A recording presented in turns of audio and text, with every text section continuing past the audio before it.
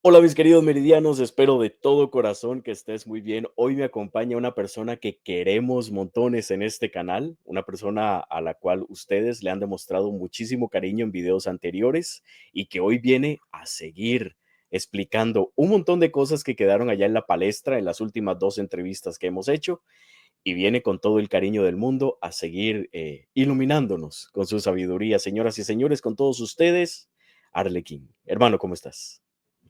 Hola, ¿qué tal, Carlos? ¿Qué tal? ¿Cómo están todos los amigos de Meridiano 84 y de Arlequín Game Over? A ver cómo andan por ahí las leyendas, cómo están por ahí la tribu. Veo que están por ahí bastante inquietos, así que vamos a darle información.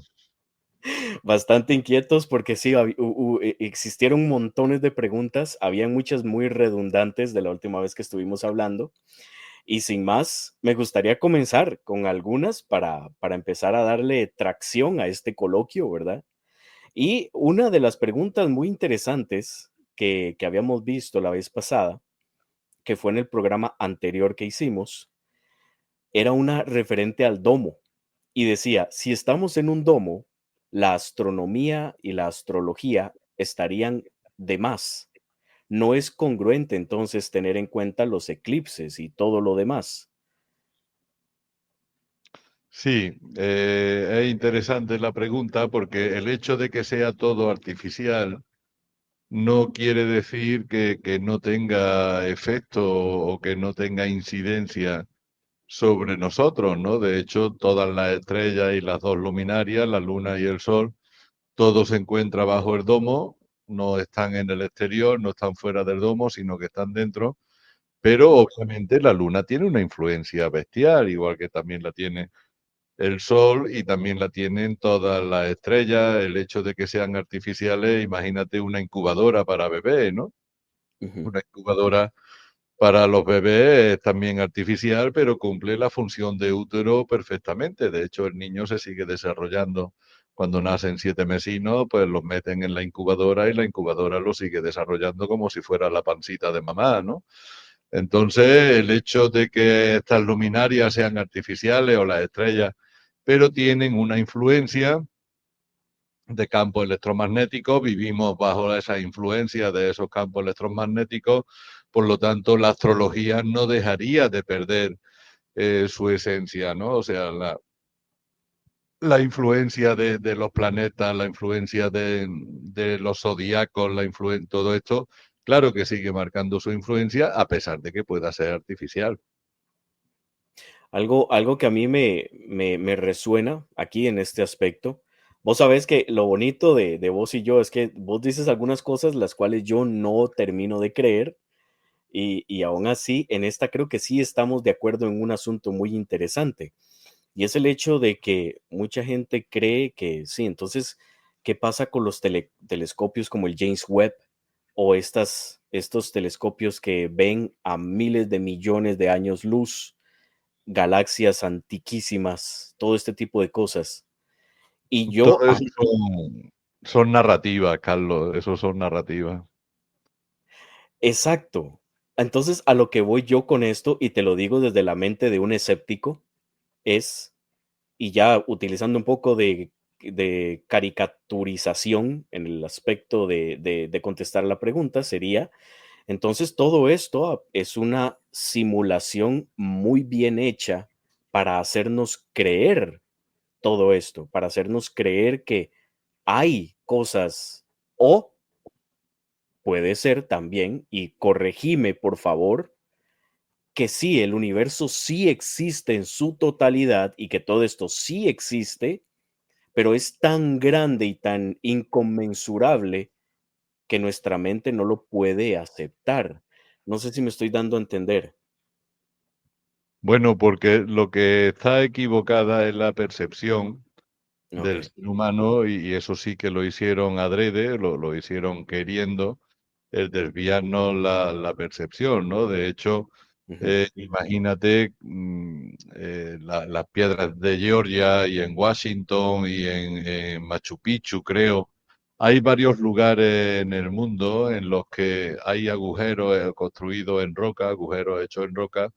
A través de estos agujeros se puede observar Polaris, ¿no? Lo que es la estrella polar que está justo arriba de nosotros, ¿no? Y entonces hay varias construcciones arquitectónicas con agujeros y con medidas específicas para que se pueda ver Polaris.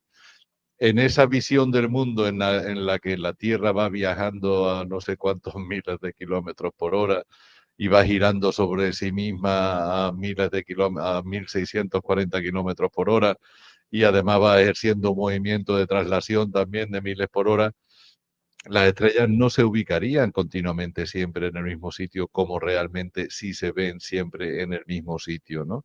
Entonces todas las constelaciones están siempre ahí, Polaris siempre está ahí, la puedes ver desde, ya te digo, desde diferentes agujeritos estratégicamente hechos en diferentes, en Stonehenge también hay diferentes lugares en el mundo en los que se puede ver Polaris o se puede ver una posición determinada del Sol. Todo esto es lo que ha hecho que se mantenga una serie de tradiciones a lo largo de la historia, pero ahora cuando estos señores controladores, después de lo que fue el reseteo de Tartaria, cuando ya inician la nueva narrativa, cuando inician la nueva historia, es cuando deciden que no, que la Tierra no es redonda, o sea, es cuando deciden que la Tierra no es plana, sino que la Tierra es redonda, cosa que sí se mantuvo hasta hace muy poco tiempo. Realmente tanto la Iglesia Católica como muchos credos mantenían que sí, que la Tierra era plana porque era plana, ¿no? Pero empiezan ya a especular con el tema de la percepción, tenían que distorsionarnos la percepción de forma que el ser humano no dé crédito a lo que ve, sino dé crédito a lo que oye. Entonces, para que el ser humano pudiera ser educado, había que anularle su percepción natural a través de sus cinco sentidos Ujú. para que solamente obedeciese a lo que escucha y a lo que se le enseña en la escuela. Ahí es cuando viene una cosmología nueva, ahí es cuando se habla ya de que el universo es infinito, de que hay una serie de millones de galaxias y a una serie de millones de años luz de distancia. Y en teoría todo eso es verdad, pero en el plano, o sea, horizontal, no en el espacio. O sea, lo que es infinito es un universo de hielo con agujeros como una mesa Petri. Y esta mesa Petri de laboratorio, se podría decir así, Ujú. es infinita. Realmente es infinita, ni las civilizaciones más avanzadas saben dónde cojones acaba esa mesa de hielo, y toda la mesa está llena de agujeros, al igual que una mesa Petri de laboratorio, toda está llena de cazoletas en las que se hacen cultivos de vida, como se hacen cultivos bacteriológicos, cultivos virales en los laboratorios que podemos ver en la ciencia nuestra, ¿no? Entonces sí que existen las Pléyades, pero no arriba en el cielo, sino abajo en el plano horizontal, es decir, lateralmente situada a nuestro espacio, a donde nosotros nos encontramos, pues dependiendo si va hacia el norte, sur, este, oeste, hacia donde te muevas, pues te puedes ir encontrando. Si te vas desde Cabo Verde, en África, si te alejas 750 millas en el océano, que no es ni una gran distancia siquiera, te estarías dando de frente contra Lemuria. Lemuria se encuentra ahí. Por la parte de atrás, por la parte de la Antártida, si sales por la parte de la Antártida, te sería más fácil llegar a Nibiru. Y Ujú. todos son lugares que nos suenan mucho, como Nibiru, o las Pléyades, o Lemuria, o Atlántida, o Sirio, Sirio A, Sirio B. Todo esto es real que existe, pero está todo en el plano horizontal. Está alrededor, si nosotros vivimos acá en un huequito, pues Sí. alrededor de ese hueco es donde podemos encontrar eso que nos han dicho que se encuentra en el espacio, que ahí es donde está la mentira. En el espacio no está, pero sí está en el plano horizontal, Ujú. y lo que podemos ver en el espacio son reflejos de los cuerpos astrales de los seres que estamos viviendo aquí, que eso serían las estrellas. Por eso se le llama, se dice que cada ser humano tiene una estrella ahí arriba, ¿no? Sí, efectivamente es cierto. Ahí arriba se encuentra tu cuerpo astral, se encuentra el mío, y en la noche pues se miran y se ven como estrellas, pero también con pura ciencia actual, con una cámara Nikon 900, puedes fotografiar y puedes ver esas estrellas y verán que son seres que están en movimiento y cambian de posición y están en continuo movimiento cambiando de luminosidad y de color, ¿no? Y se ve que son seres vivos.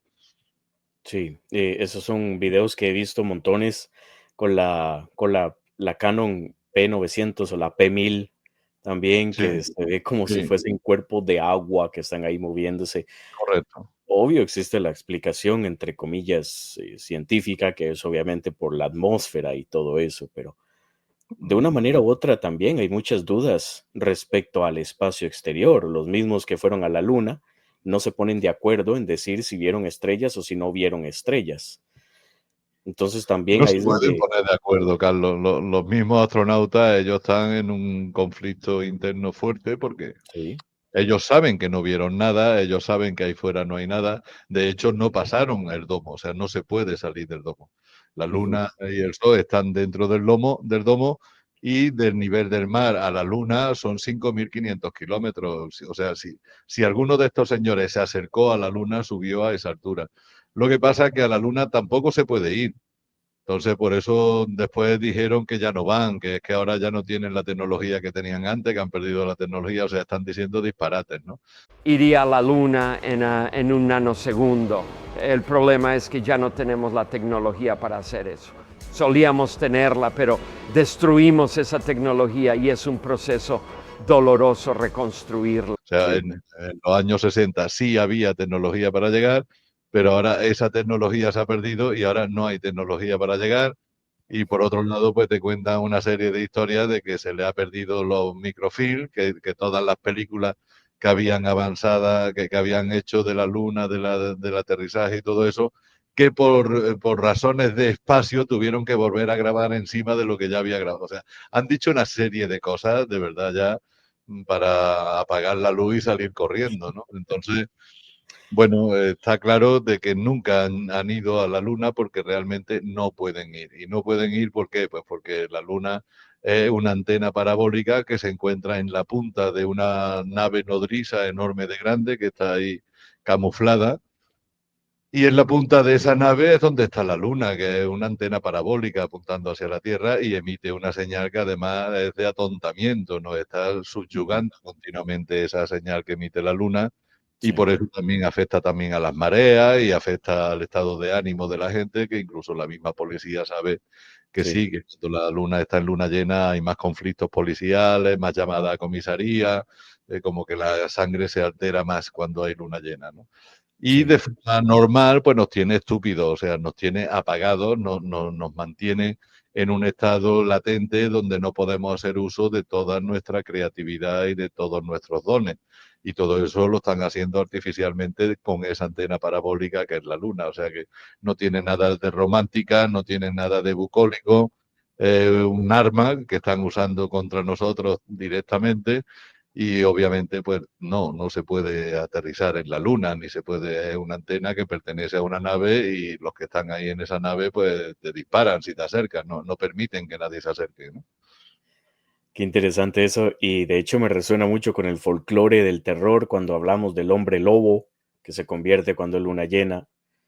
Sí, También cuando hablamos de lunáticos, ¿verdad? Que tiene que ver con esos aspectos oscuros del ser que se despiertan cuando, cuando hay luna llena.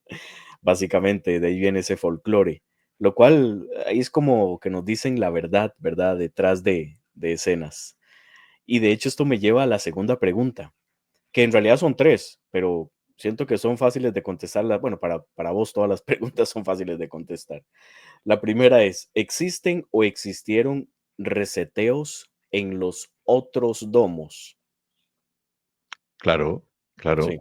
Ya te digo, todo es un laboratorio, ¿eh? Esto es una mesa Petri enorme de grande, donde hay un montón de civilizaciones, donde hay un montón de formas de vida, se está sembrando vida continuamente, se Ujú, está generando vida continuamente, microclimas, climas diferentes, unos van cubiertos con domos, otros no están cubiertos con domos, en algunos solamente hay vegetación, no hay vida animal, solamente vegetal.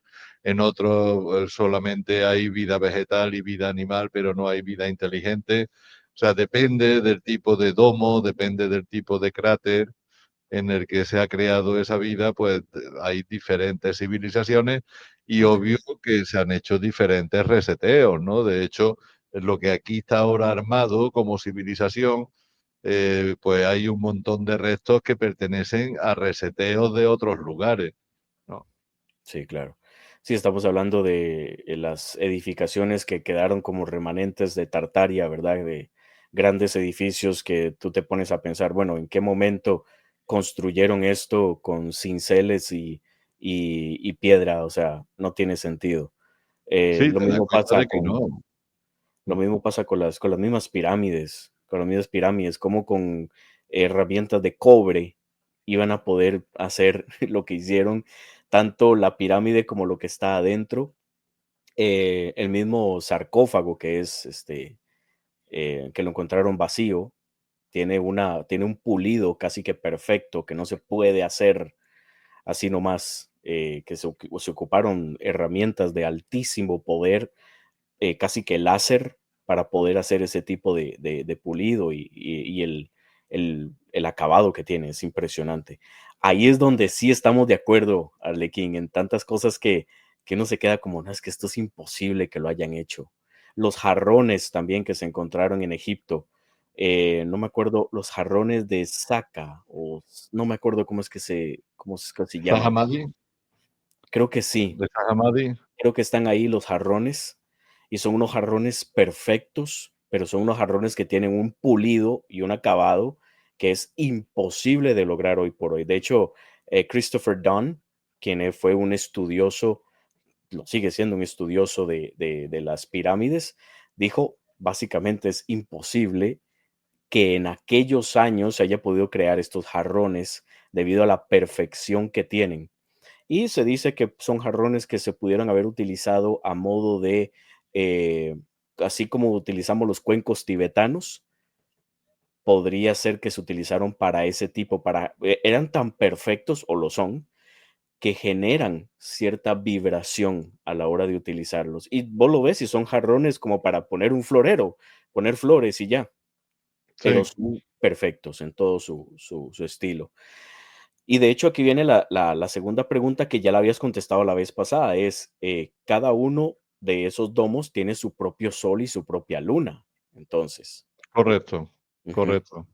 Bueno, okey, o puede tener varios, o sea, no es que tengan uno y uno, a veces hay domos que tienen 2 o 3 lunas o 4 lunas y 2 o 3 soles, pero sí que como mínimo un sol por domo sí que hay. Y de hecho ha habido fenómenos que nuestro compañero Eber Lavecchia lo ha podido firmar también. Yo lo pude ver, yo lo al natural, tuve una oportunidad. Estaba yo en Sierra Leona, en África, y pude ver en el atardecer, en el sunset, pude ver una puesta de sol con 2 soles, que me llamó muchísimo la atención. Pero Eber Lavecchia ha llegado a filmar una con 4 soles.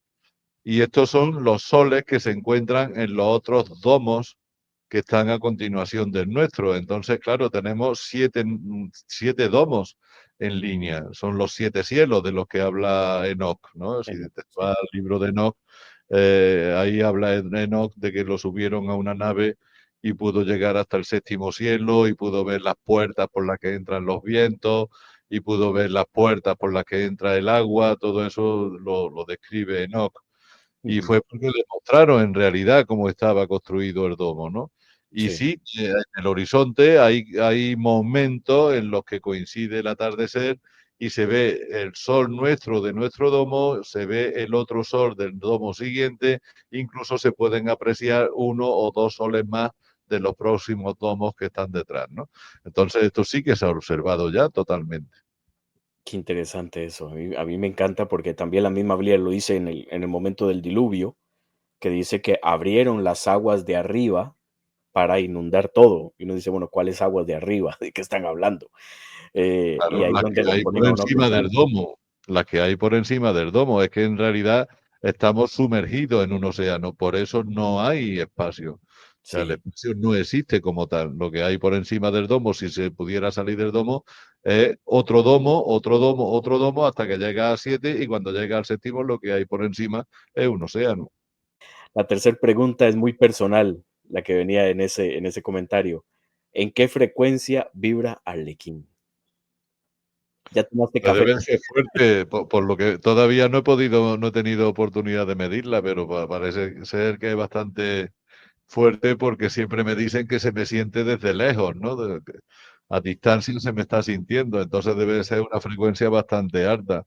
De hecho, lo importante es que vibremos todos en frecuencias por encima de los 700 hercios, que es Ujú, la frecuencia que va a venir con el flash solar. O sea, lo que se espera que venga es una frecuencia entre 800 y 1000 hercios, que es la que va a terminar de estabilizarnos y de abrirnos las hebras de ADN, las hebras que tenemos todavía encriptadas, que se vuelvan a aperturar, que se vuelvan a activar nuestras 13 hebras de ADN ujú. y que podamos abrir también nuestro genoma, que podamos abrir nuestro código genético. Y para Sí, eso espera que llegue este flash solar, ¿no? Con una descarga que será aproximadamente de 1000 hercios. Sería bueno que estuviéramos todos vibrando pues por encima de los 700 u 800 para ese momento, porque si no puede hacer pupa, puede doler. sí, sí. De hecho, como dato interesante, vi tu último programa que hiciste de Tardes Africanas ahí en tu canal, súper interesante, y estabas hablando también de las frecuencias que nos dejó el gran Dr. Hawkins, ¿verdad? En la que se ven estas frecuencias y cuánto vibra cada una. Yo he hablado del Dr. Hawkins en especial en su acerca de su libro La fuerza versus el poder, donde se toca este tema tan interesante y dentro de la investigación que he hecho, es curioso porque aquí es donde uno empieza a meterse tal vez en exógenos que nos ayudan a llegar a cierta frecuencia. Entonces, por ejemplo, una frecuencia como lo que es el atreverse, el ser más impulsivo, esa frecuencia la produce muchas veces el alcohol. Consumir alcohol nos hace ser más valientes a hacer las cosas. A mucha gente le entra el guaro vaquero y le dan ganas de pelear. Ahí sí como hay gente que se toma un trago para tomar valor e ir a hablarle a alguien. Después tenemos el caso, por ejemplo, de la marihuana que te pone en un nivel de neutralidad, según el cuadro, ¿verdad? Y cuando donde está la neutralidad, que ya empiezas a subir a otras emociones que van todavía más para arriba. Entonces la idea, siento yo que aquí es reconocer, como bien dices, reconocer en qué vibración estoy y quizás no estoy asegurando nada, ni estoy inculcando a nadie que consuma nada, pero basado en ese libro y en lo que he investigado, consumir algunos estupefacientes naturales, obviamente, nos podrían ayudar a entender que nuestra mente puede llegar a subir a esos niveles. Por eso, por ejemplo, la madre ayahuasca es una que nos lleva a un nivel altísimo, pero obviamente no debería de consumirse siempre. Yo siento que es algo que se debería consumir una vez en la vida y ya. ¿Por qué? Porque básicamente son maestros que nos dicen que nuestra mente puede solita llegar a esos niveles elevados sin ayuda de, por eso son maestros, sin ayuda de ellos. Te enseñan, te dicen, bueno, si me consumes, tú puedes llegar a este nivel, pero solo te voy a ayudar una vez. No te hagas adicto o adicta a mí. Simplemente es para que entiendas que tú estás equipado y equipada para poder subir a ese nivel.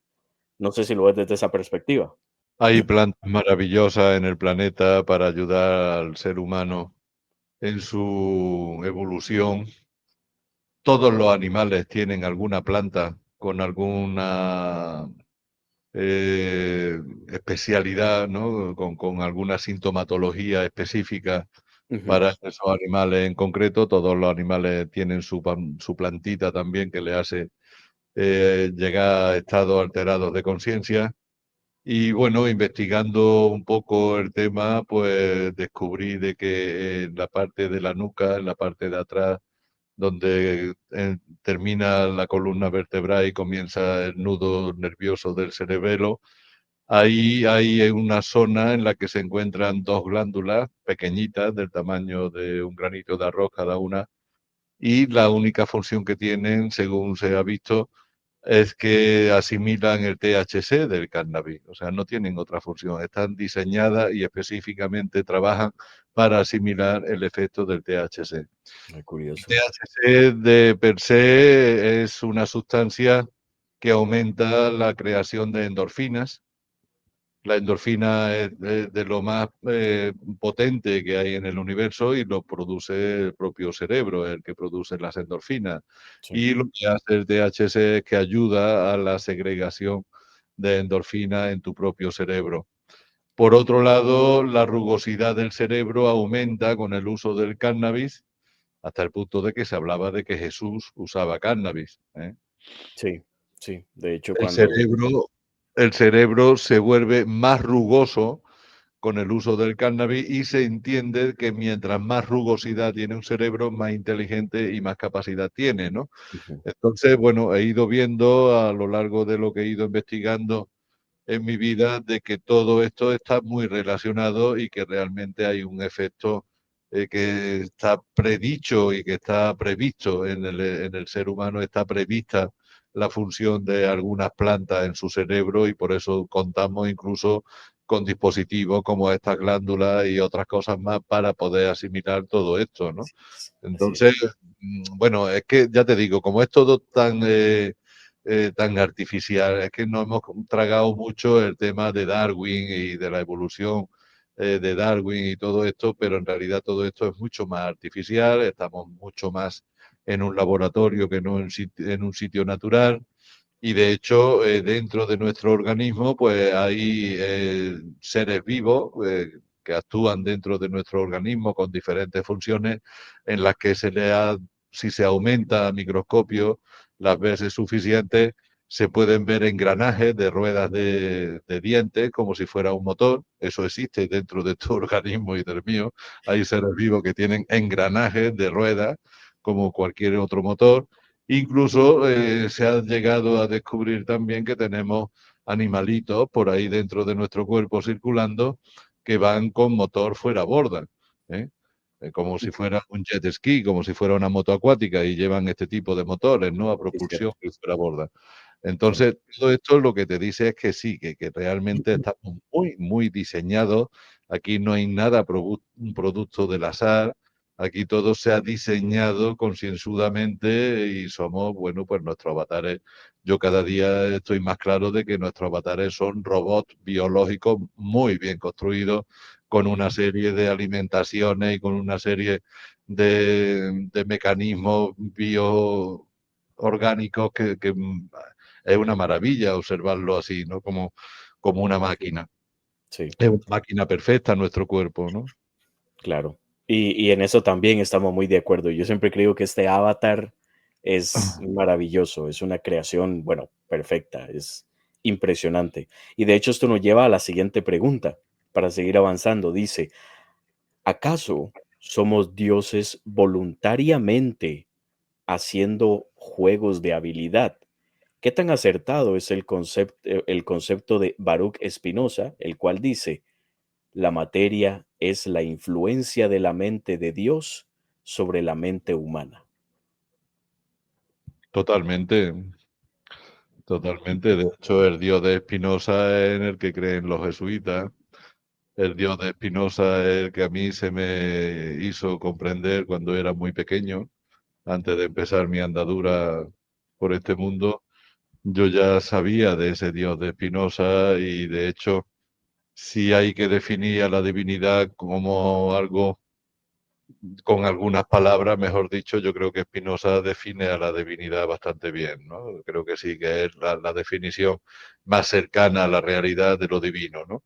Sí, Y sí, sí que hay una tecnología divina por encima de todo esto que se entiende, que va más allá de lo que podemos comprender, el hecho de que podamos vivir en este metaverso. Esto no es ni más ni menos que un metaverso, ¿no? De hecho, si este mundo se mira desde el punto de vista científico, que no, desde el punto de vista más místico, estaríamos dentro de una computadora cuántica y fotónica topológica suspendida sobre cuerdas de vacío. Y eso es pura tecnología, o sea, estamos hablando de tecnología real a unos niveles bestiales que se tienen, y eso es real, o sea, está ahí, es lo que nos envuelve, es donde estamos viviendo en ese chisme fotónico topológico suspendido sobre cuerdas de vacío, en este cacharro, ¿no? Este universo es un metaverso, un cacharro estrambótico en el que todavía no hemos llegado a comprender cómo funciona. Entonces, bueno, pues es como una lagartija escondida por miedo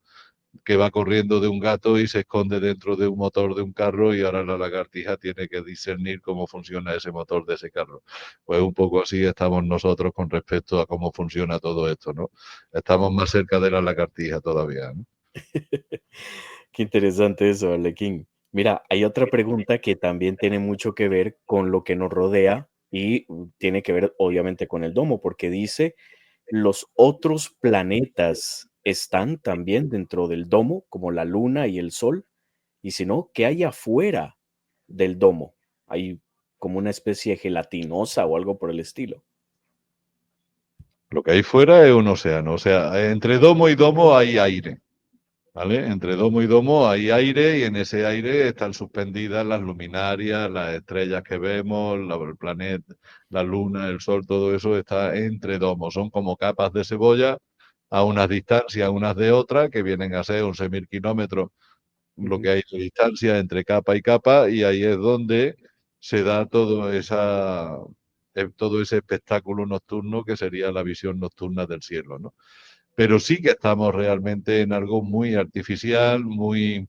De hecho, dentro de esta computadora cuántica y fotónica, topológica en la que vivimos, lo que se ha hecho ha sido, a nivel cuántico, se han entrelazado algoritmos de la computadora con partículas de saliva de los creadores. O sea, lo que hicieron los Púrpura, que fueron los que crearon este simulador, lo que han hecho ellos ha sido con partículas de su propia saliva, la han entrelazado a nivel microscópico con algoritmos dentro de esta computadora cuántica, y eso es lo que genera la vida, ¿no? Las partículas de saliva de ellos entrelazadas cuánticamente con algoritmos informáticos dentro de este simulador.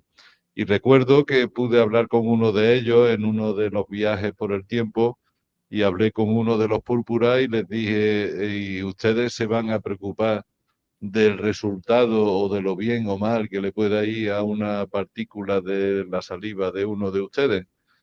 Y me sonrió y me dijo, cuando entres ahí dentro y descubras el amor, entonces cuando te vas a dar cuenta de lo que se puede llegar a amar una partícula de saliva de cualquiera de nosotros, ¿no?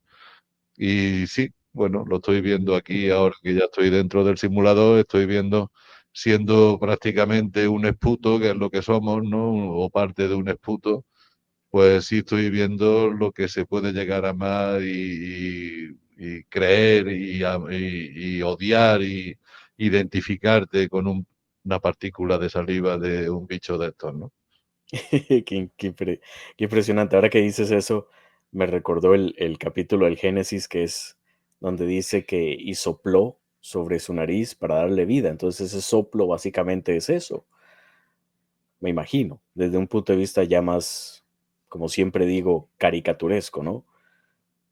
Sí, un torrente energético que te pueden Sí, dar a través de la respiración incluso, ¿no? Porque la respiración tiene mucho que ver también con la existencia del ser humano. De hecho, la respiración es lo único que llega a controlar la mente, ¿no? Como que la respiración es algo...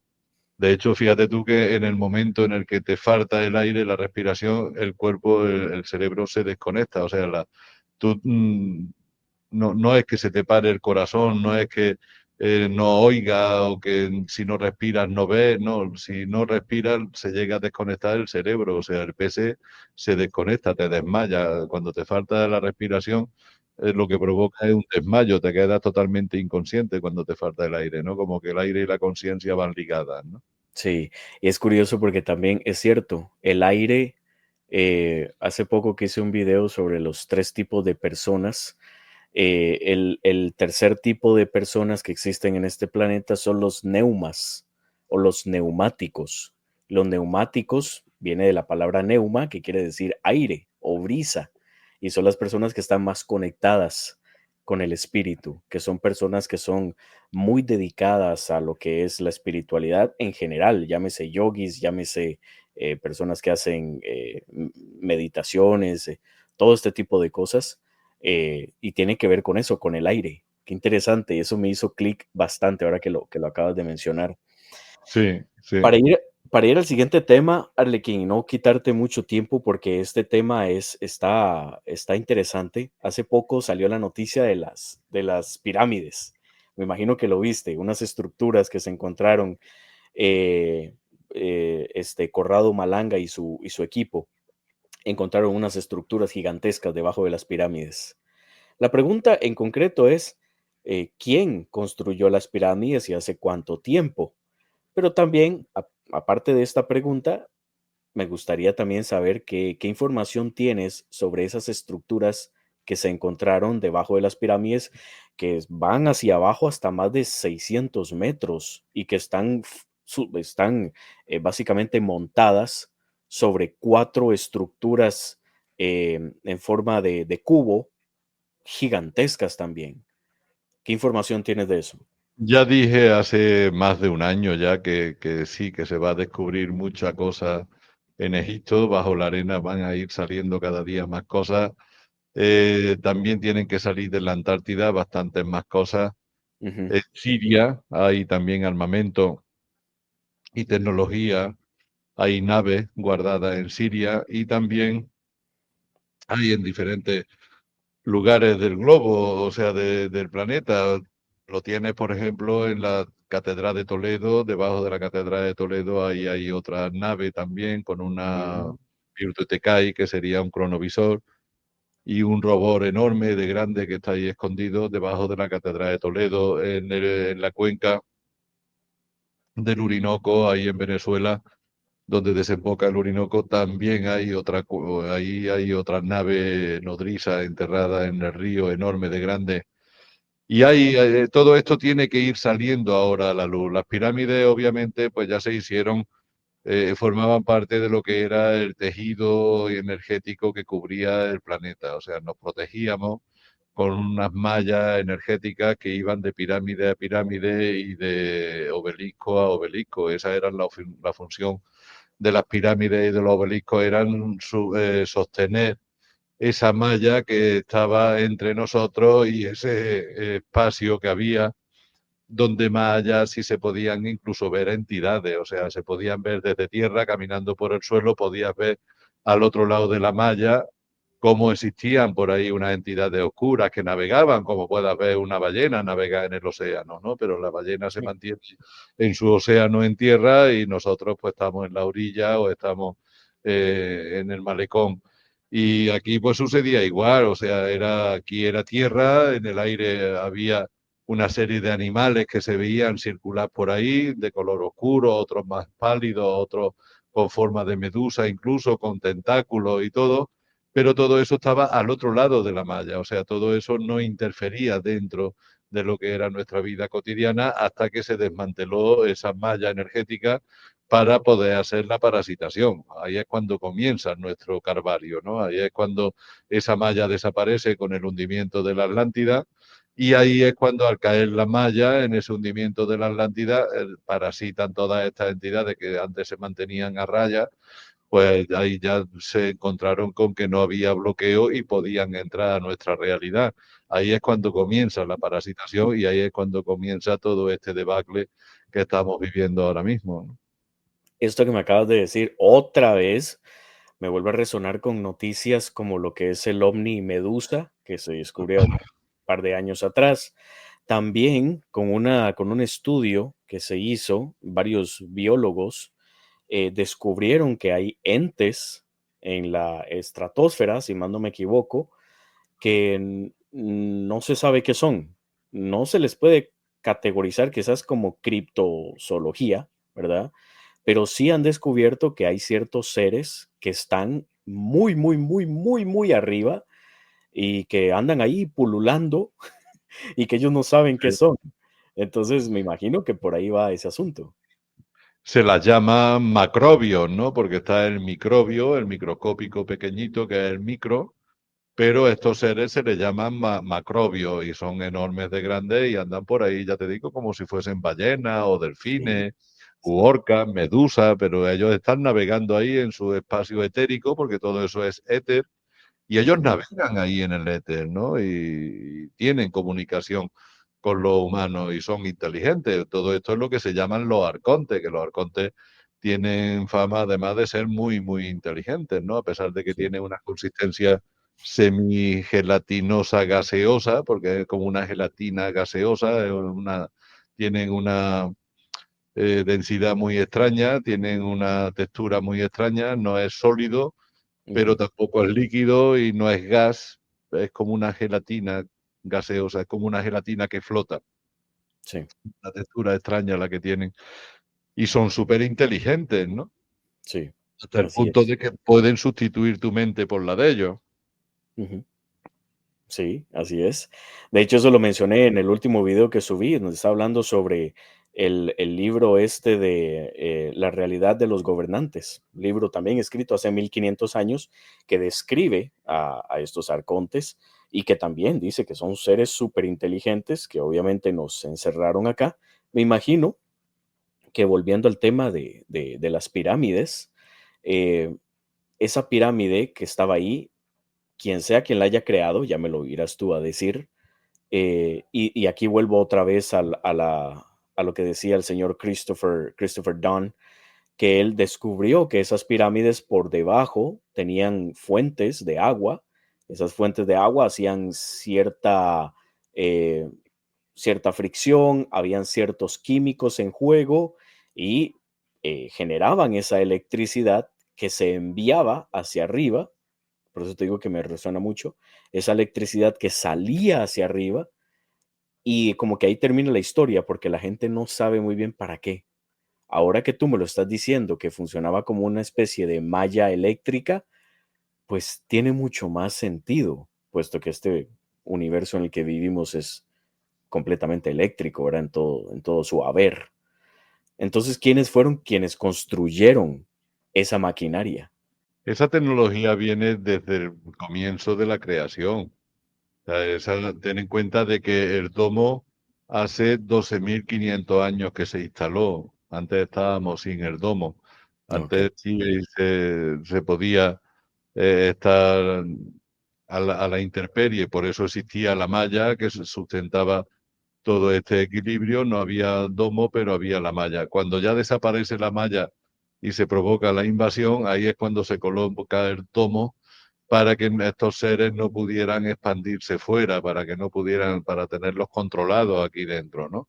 sí, Pero sí que se puso el domo hace 12.500 años, por lo tanto, esta estructura electromagnética con los obeliscos, esta tecnología con las pirámides y los obeliscos es mucho más antigua, de 12.500 años, tiene más tiempo todavía. Estaríamos hablando de unos 30, 45.000 años, que es lo que hace que se inició todo esto, ¿no? sí, Entonces, sí que es algo bastante antiguo y que forma parte de la tecnología propia del planeta, porque además no solamente era para impedir que entrasen estos seres, sino que también hacía como red de comunicación, o sea, estas energías que se cruzaban, esta malla energética se usaba también para la comunicación y para las telecomunicaciones internas nuestras, y además era un repelente para estos seres vivos que actuaba como una cámara Faraday, ¿no? En la que no podían pasar por esa rejilla electromagnética, y entonces nos protegía también. Pero tiene varios usos y su antigüedad es bastante más atrás de lo que se conoce de lo moderno, ¿no? sí. Híjole, y aquí ya tendríamos que empezar a meternos en lo que son los UParts, ¿verdad? Los objetos fuera de tiempo que se han encontrado en excavaciones que tienen millones de años y no tienen sentido de que estén ahí. Y ya esto es un tema todavía muchísimo más frondoso y más profundo. Hermano, me gustaría dejarlo aquí porque sé que estás ocupado, sé que vas para otra entrevista, pero la verdad, estas respuestas han sido exquisitas. Me ha gustado mucho porque me ha ayudado a poner en orden algunas cosas que tenía dudas en mi propio pensamiento sobre alguna de las cosas que quizás yo por, como te digo, por ignorante o por insolente daba por sentado. Y aquí es donde a uno se le abre la mente, ¿verdad? Uno se le abre la mente y dice, Hay mira, que reflexionar un poquito más, sí, sí, hay que darle un poco de más espacio a lo imprevisto, ¿no? A pesar de que creemos que todo lo tenemos ya calculado y previsto, pero hay que dejar un poco de espacio para aquellos datos que quizás no hayamos tenido en cuenta y dejarnos sorprender, ¿no? así es, hermano. De todo corazón, muchísimas gracias por haber estado por acá una vez más. Espero que no sea la última, ¿verdad? Porque ya se nos No, acabó la no, claro que costumbre. no. Vamos a hacer más preguntas que los oyentes, nuestros seguidores que vayan formulando las preguntas, se las iremos contestando y bueno, tenemos que hablar de los OPAR, habría que hablar de la frecuencia, que el reseteo que viene se va a hacer con frecuencia, entonces será bastante interesante que hablemos de esos temas, ¿no? Sí. Así que Venga, para todos los que... hermanito, queridísimo. Se te quiere a distancia. Saludo a todos nuestros seguidores. Nos vemos. Muchísimas gracias a todos los que estuvieron por acá y nos vemos en el próximo programa. Hasta la próxima.